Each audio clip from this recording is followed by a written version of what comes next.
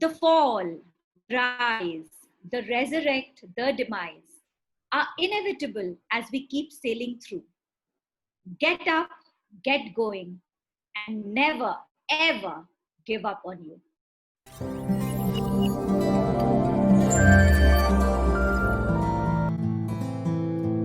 COVID-19 brought in unusual, difficult, and challenging times for all of us. While social distancing is bringing people closer at heart, some relationships are falling apart. This initiative is to learn from various people what COVID 19 did to them. And in this video, I am speaking to Shradha, founder of Wedding Shakti and a relationship coach, to know her experience in the COVID times. Hi, Shradha. Hi, wonderful. How are you? I'm good. How are you? Very sweet of you to reach out. Thank you very much for this. My pleasure. I'm looking forward to this conversation. Absolutely. So am I. I know you have been doing great work because I see your posts on Facebook. You've been helping people deal with stress and anxiety during these times. And so I'm really looking forward to the conversation. So I'll come to the stress, anxiety, relationships, and all other aspects that you've been helping people on. But I want to begin with asking, this was a sudden lockdown that was announced, and it's been more than 2 months now. We're going to enter lockdown 5.0. We don't know what is going to happen in 5.0. But what were your first reactions when the lockdown was announced on 24th March? Like, what were your initial reactions? I was happy because my father moved in with me. 12th of March, it was announced by our Prime Minister, Mr. Narendra Modi, that there will be something like this that is going to happen in the coming weeks. And my father had decided to move in with me 10 days ago. So he had a ticket to come into Delhi on the 13th. He reached Delhi on the 14th morning. And when lockdown was announced, the first thing that I thought was, I'll get quality time to spend with my dad. I didn't know what is going to happen in the future, but I did know that I will, of course, without domestic help, be cooking for him. But I was happy to be there for him and spend that quality time with him, which I have craved for so long in my life. So that was my first reaction. Wonderful. And how are you holding up in the last, 2.5 months? What is keeping you busy? How are you utilizing this time? How has it impacted you? Personally, of course, you're spending more time with your father. Has it changed the way you've been working? How's it been for you? Wonderful question. I haven't been as much at peace as I am today, Ankita, if you ask me.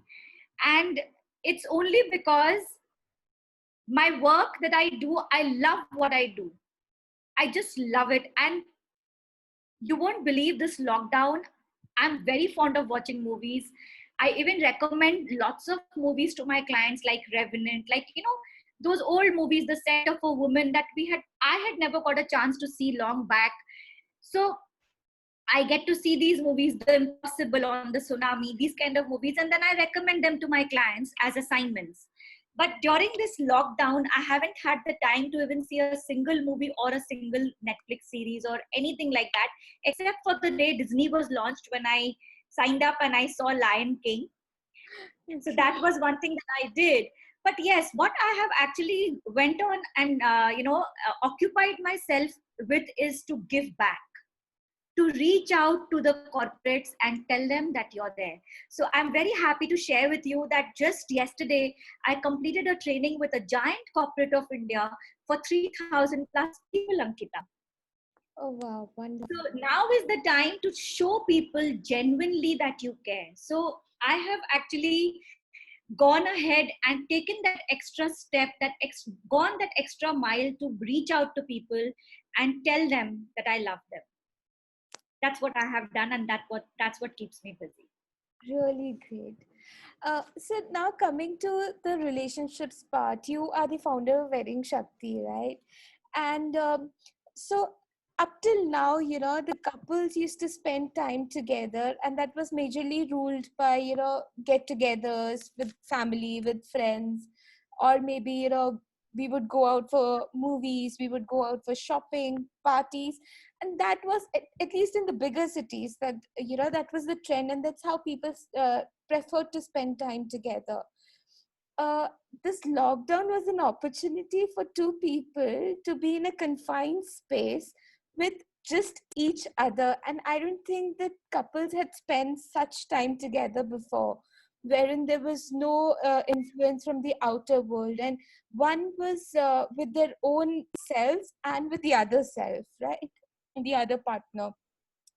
And the situation was so unique that there are two people in the house, and both of them are in a state of stress and anxiety, because this situation was such that initially, at least, there was stress about health, there was stress about work, about business, about job security. And such two people in a stressful situation locked down with each other. So, you know how do you think, I'm sure you would have had clients who would have had issues, because especially in lockdown 1.0, when the lockdown initially was announced, we did have a lot of complaints coming from people that they were looking for relationship counseling, because this was a new time. I think probably people have gotten better, but what was the that you were sensing amongst your clients, and what would you recommend to such people who are still there in a confined space, locked down together? How can they strengthen their relationship in this situation? Wonderful question again. So yes, I did frame a new workshop called The Secrets of Togetherness for couples. So yes, I am holding these couples workshops to assist couples during these hard times, because these are unprecedented turbulent times, and couples don't find themselves equipped to actually navigate through this process. So yes, I did develop this program specifically for these times, and how to grow closer through isolation. So that's one thing that I did. And if couples are genuinely feeling that stress being together during isolation, my one tip would be to have their space while together. Like, if your partner is on the couch, then be on the bed. If your partner is working, then why not watch a movie? So in that little confinement, have your own space. That's very, very important. Generally, we couples complain to me about privacy, and for that I have shared a lot many more tips. I was featured on the wedding blog of Wed Me Good, so where I have given a lot of answers. So I will share the link with you, which you can share with your viewers. Definitely. And this is one part of the one set of the couples, who are living together in a confined space together. I think there is another set of people who were locked down in different places, right? Because of the situation, they're not able to move back to their families, they're not able to move back to their children or to their partner. And they are in a long distance relationship, which was not voluntary, or which they were not prepared for. So, for a sudden long distance, separation, what about them? What would you tell them? How can they basically work towards their relationship and keep themselves also calm during the situation? Now is the time to spark that fire. At least you have someone to love. And distance always makes the heart grow fonder. It's not easier said than done. Yes, and I have answered those questions also on that blog. Long distance relationships, forcibly engaged couples are estranged because now they are forced to be in a lockdown. So that I do understand where you're coming from. But all that I want to remember is love is what we all yearn for, isn't it? At the end of the day. So many people don't have someone to even love. At least you are missing someone. And the joy of even missing someone, it's such a high. It's such a high. If you're genuinely missing someone, then bring that surprise back. And you can only give from your overflow. So if you're loving yourself, like how, जब भी मैं के गीत बोलती है ना, मैं तो अपनी favorite हूँ, वो चीज जरूर करने का. You have to look after yourself.